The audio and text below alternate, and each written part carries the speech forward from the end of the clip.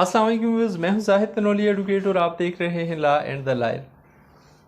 Viewers, आज की video में हम सुप्रीम कोर्ट के एक फ़ैसले को डिस्कस करेंगे। एक ताज़ा आने वाला फ़ैसला सुप्रीम कोर्ट का नवंबर 2021 में विरासती मामलात के हवाले से ये फ़ैसला आया। व्यूअर्स, वैसे तो विरासत के हवाले से और ख़ास तौर पे औरतों के विरासती हक़ के हवाले से हमारे मज़हब की तालीमात बड़ी वाज़ेह हैं।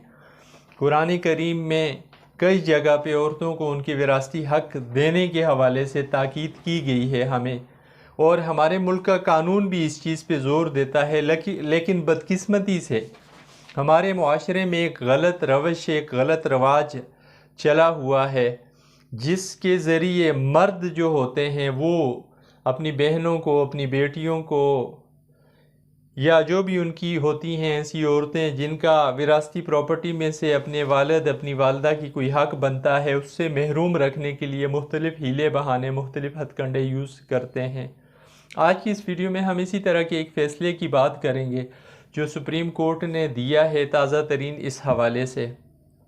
केस के फैक्ट्स ये हैं कि परवीन बीबी ने एक दावा दायर किया अपनी बहन के साथ मिल के, परवेज़ खान अपने भाई के ख़िलाफ़, मोहम्मद परवेज़ के ख़िलाफ़, और उसमें अपनी उन दो बहनों को और एक और भाई को फ़रीक बनाया, जिनको इस परवीन बीबी के वालिद निज़ामुद्दीन ने 1992 में हिबा करके अपनी सारी की सारी जायदाद दे दी थी, और उसमें महरूम रखा गया परवीन बीबी और इसकी दूसरी बहन को।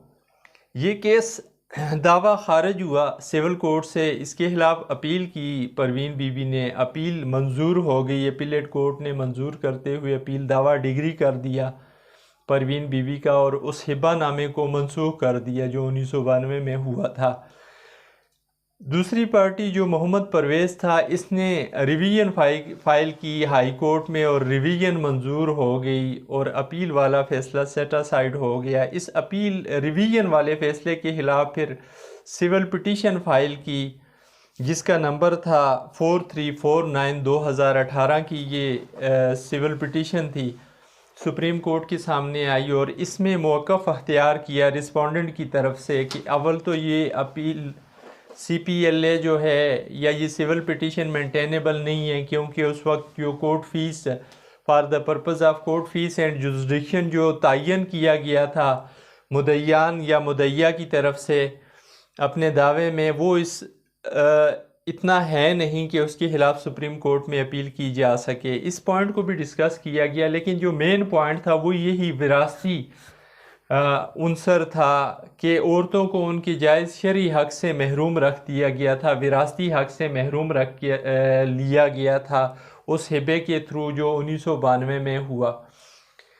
जो पिटिशनर्स थे, परवीन बीबी के वकील साहब ने ये मौक़िफ़ अख्तियार किया कि जो हिबा किया गया था 1992 में, या जिसका बयान किया गया हिबा होना, उस हिबे में 4 ऐसे बंदे थे जिनके नाम पे वो हिबा कराया गया। लेकिन जो केस जब फाइल हुआ तो केस में शहादत के लिए सिर्फ एक बंदा आया है, बाकी 3 बंदे केस में शहादत देने नहीं आए।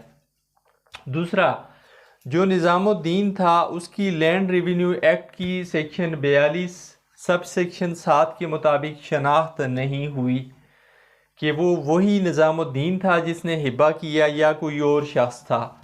तीसरी बात कि उस हिबे के जो गवाहान थे, उन गवाहों में से भी कोई बंदा अदालत में नहीं आया रिस्पोंडेंट्स के मौक़िफ़ की तायीद में या उस हिबे की तायीद में। सुप्रीम कोर्ट ने पिटिशनर के वकील के आर्गूमेंट से एग्री करते हुए, पहली जो उनका एतराज़ था कि जी अपील मेंटेनेबल नहीं है, उस पर भी सुप्रीम कोर्ट ने डिस्कस किया डिटेल में, और फिर ये CPLA सिविल पिटीशन जो थी, इसको सिविल अपील में कन्वर्ट किया, और फिर सुप्रीम कोर्ट ने भी इस चीज़ को देखा कि वाकई 1992 में जब हिबा किया गया था, उस वक्त लैंड रेवेन्यू एक्ट की सेक्शन 47 सब सेक्शन 7 के मुताबिक जो कहती है कि जो भी बंदा हिबा करने आता है, डोनर जो है उसकी शनाख्त होनी चाहिए, उसका शनाख्त कुनिंदा होना चाहिए, कोई जो पहचान सके कि हाँ ये वो शख्स है जो हिबा कर रहा है और यही मालिक है इस चीज़ का, इस प्रॉपर्टी का। कोई ऐसी शनाख्त नहीं की गई।